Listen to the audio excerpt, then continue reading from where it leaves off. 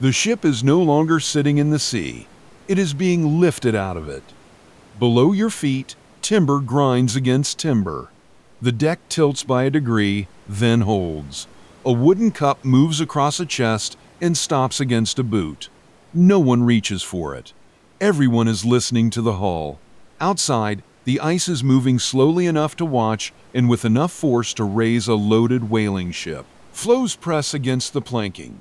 Ridges climb over one another.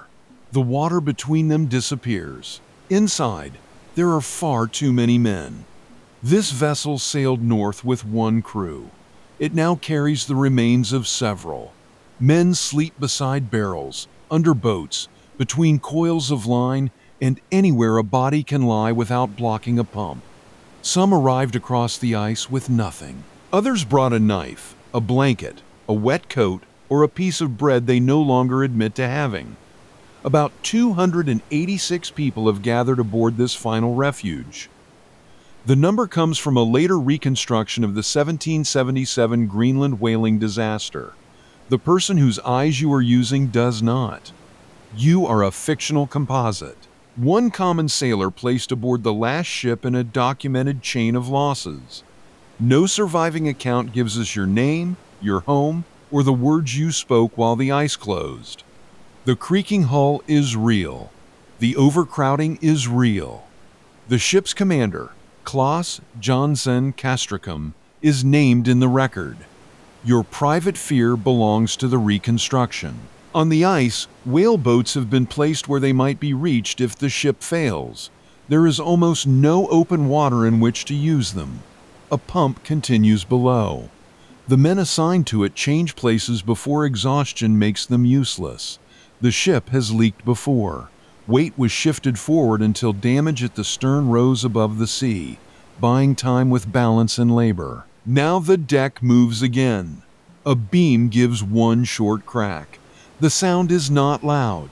It does not need to be. Every man aboard knows that when a wooden ship becomes the strongest object between two moving fields of ice, the ship is also the thing most likely to break. To understand why this many men are trapped on one deck, we have to return to spring. In March and April of 1777, whaling ships left ports around the North Sea and beyond. They sailed from the Netherlands, Hamburg, Britain, Denmark, and other maritime communities. Their crews did not fit neatly beneath one flag. Dutch and Hamburg owners often hired experienced commanders, harpooners, and boat steerers from the North Frisian Islands and the Schleswig coast. A ship might be registered in one place, owned in another, and commanded in a language shared imperfectly by its crew. They were sailing for the Greenland whale, the animal now called the bowhead. The name can mislead. These ships did not necessarily work close to Greenland itself. Many headed toward the waters around Svalbard and the moving boundary between open sea and Arctic ice. For generations, European commercial fleets had pursued bowheads there. The whales were rich in blubber and carried long plates of baleen, then called whalebone, valuable for products made far from the Arctic. They were also slow, buoyant when dead, and adapted to ice-filled water. That made them profitable to hunt. It also helped make them scarce. By the 18th century, bowheads had withdrawn from former hunting grounds, and surviving animals were increasingly found near or within dangerous ice. The fishery moved with them. A commercial system built on finding whales responded to their disappearance by following them farther into the place where ships were least secure. This was not a voyage of scientific discovery. It was work organized for oil, baleen, wages, and returns to owners. The men knew the risks, but risk was not distributed equally. A successful commander or harpooner could earn by the catch. A common sailor had less control over where the ship went and less reward if it returned full. Modern summaries estimate that roughly 180 to 200 vessels worked between Svalbard and East Greenland that season, carrying perhaps 8,000 people. Those figures are not a complete manifest. They tell us the scale. The disaster would not begin with one reckless captain sailing alone into white emptiness. It would begin with an industry doing what it had learned to do, in company with scores of other ships, after the whales had become harder to find. A Greenland whaler was a sailing ship wrapped around smaller boats. Period descriptions divide the crew into watches, but a whale sighting could erase the schedule. Men who had been asleep were called up. Boats were lowered. A typical shallop carried 6 people: a harpooner, a steersman, a line manager, and rowers. The ship carried no explosive harpoon. The first weapon was thrown by hand. Line ran out after the struck whale. Boats could be pulled through broken water or toward ice hard enough to split planking. Lances ended the killing at close range. Even when everything worked as intended, the hunt placed 6 men beside an animal strong enough to overturn them. Then came the labor after death. The bowhead was brought alongside and flensed. Blubber was cut away, handled, and packed into casks. Some Arctic operations rendered oil aboard, others carried blubber home for processing. We should not place the fiery tryworks of a later American whale ship automatically on every deck in 1777. What we can place there is rope. Lines had to be coiled so they could run without catching a wrist or ankle. Boats had to be repaired. Casks had to remain sound. Sails and rigging had to work in fog, wet, and freezing wind. Carpenters and co-opers mattered as much to survival as they did to profit. The ice required another kind of knowledge. From the deck, scattered floes could look like one solid barrier. From the masthead, an experienced officer might see leads between them and judge how wind and current would change those openings. A route visible in the morning might close before a ship reached it. Near contemporary images show the fishery as its buyers wanted to imagine it: ordered boats, disciplined crews, whales brought under control. Ship journals carry another tone. A prayer written in the journal of the Dutch whaler Welt of Vrede in 1777 asks for a good catch, but also for ship and crew to be protected and returned home. The two desires could not be separated. To find the catch, the ship approached the ice. To return home, it had to leave before the ice decided otherwise. Between the 24th and 28th of June, the decision was taken away. About 50 ships lay moored beside a broad field of ice, probably in recurring fog, while the entire mass drifted south. The old Reconstruction describes the field as 17 or 18 feet thick. Then more ice gathered around it. Ships on the eastern side found a way out. 27 or 28 others became seriously beset. The word sounds almost calm. It means the ship can no longer move because ice controls the water around it. Sails may be ready. The hull may still be intact. Open sea may be visible from aloft. None of that creates a path. Crews cut docks into the thick field, protected hollows where the hull might shelter from pressure. On some ships, this work took as long as 8 days. Ice had to be sawed, chopped, hauled, and watched while the surface beneath the men continued to drift. Still, the trap did not yet look like a death sentence. Whalers had been caught for weeks or months before and escaped. Some of these ships continued hunting from their fixed position. In late July, the ice seemed ready to open. A lead appearing between floes could turn wading into action in minutes. Then the opening closed. Through July and early August, individual vessels worked free. The group became smaller.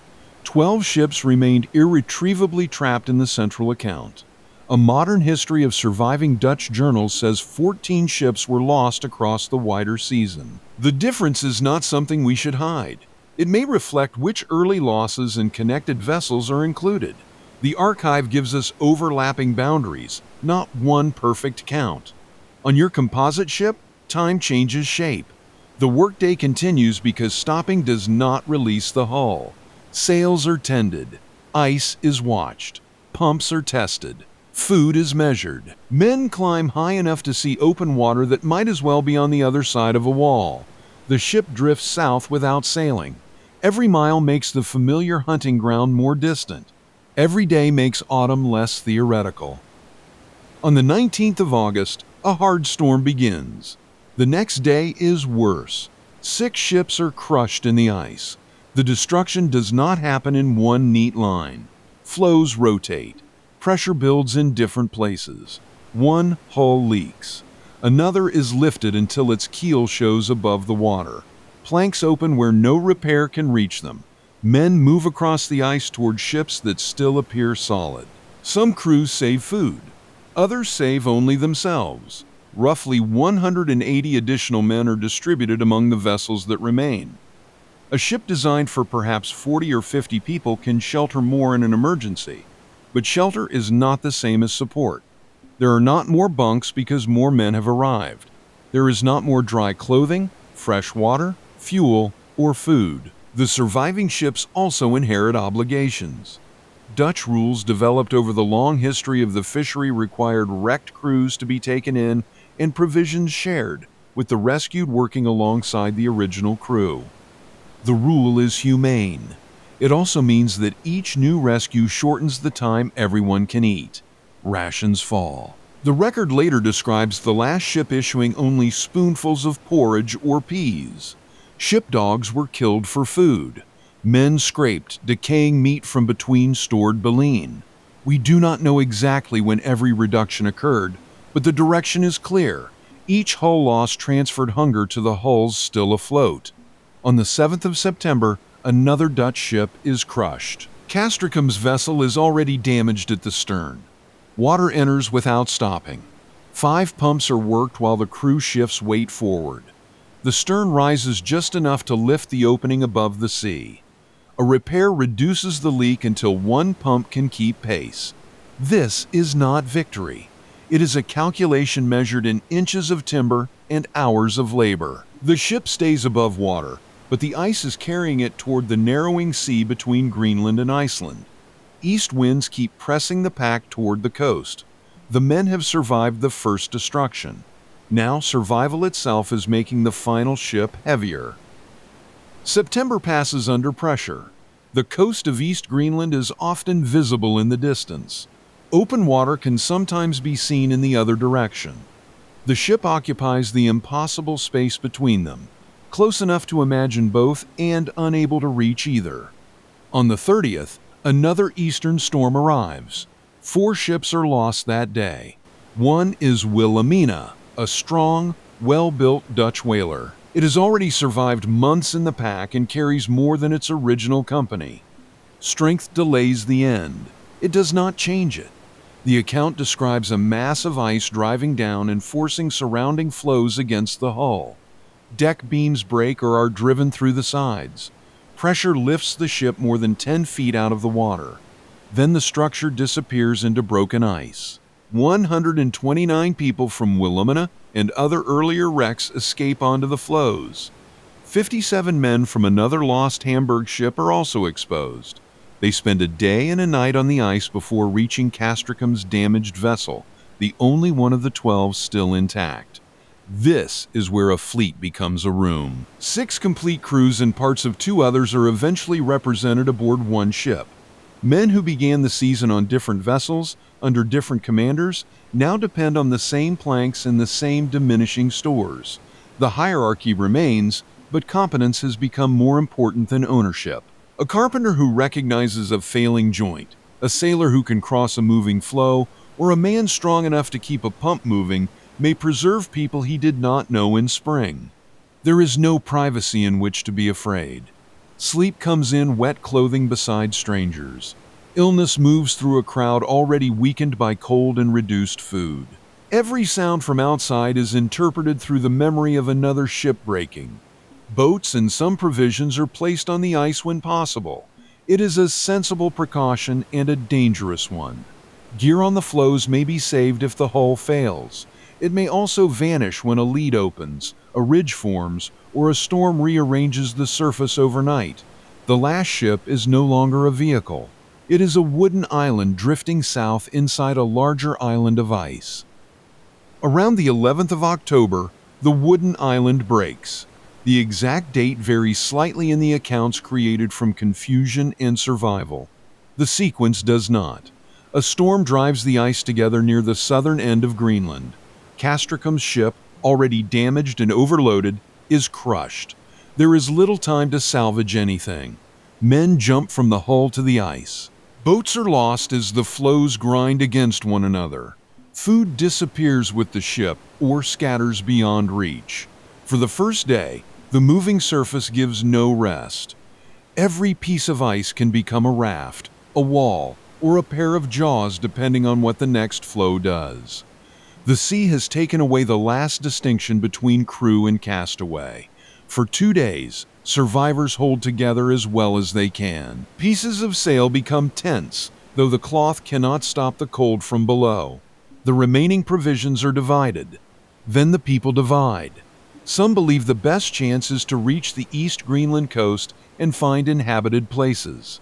Others trust the current to carry the ice around Cape Farewell toward Danish colonies on the west coast. A large group arriving together could overwhelm even a settlement with stored food. Smaller parties may travel faster, but they lose hands for hauling boats, carrying the weak, and keeping watch. There is no route without an argument against it. Charts in European hands still carried serious errors about southern Greenland. Knowledge of wind and ice learned in the fishery did not equal knowledge of the coast, its settlements, or the safest way across moving floes. This is where our fictional sailor must disappear. We could place you with a documented group and make one surviving testimony feel continuous. That would give the episode a cleaner ending. It would also invent a life the archive does not provide. So you remain at the division point, with a few damaged boats, spoiled biscuit, wet clothing, and no ship. The rest of the story belongs to many groups. Their endings were not the same. Some parties vanish from the record. Some men drown when flows separate. Others freeze, collapse from weakness, or are left behind by companions no longer strong enough to carry them. The disaster continues after the ships are gone, one small group at a time. One account preserves the route of the Danish commander Engelbrecht Jensen and the people around him. They salvage boats, some food, and sailcloth. Men attempt to cross the ice toward land with only a few small ship biscuits each in a pocket compass. The first night kills 3 of them. The account says they sit close together behind raised ice, supporting one another while 2 men remain awake to stop the sleeping row from falling backward. Wet clothes freeze. Moving floes tilt under their weight. A shelter in the ice gives protection from wind but drips as body heat melts its ceiling. On the 11th of October, 13 survivors reach the coast. Greenlanders find them. The European account describes food, shelter, and transport.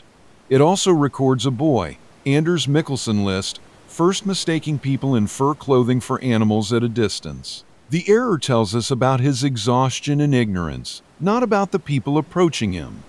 Those people know where food can be found, how coastal travel works, and which routes connect inhabited places.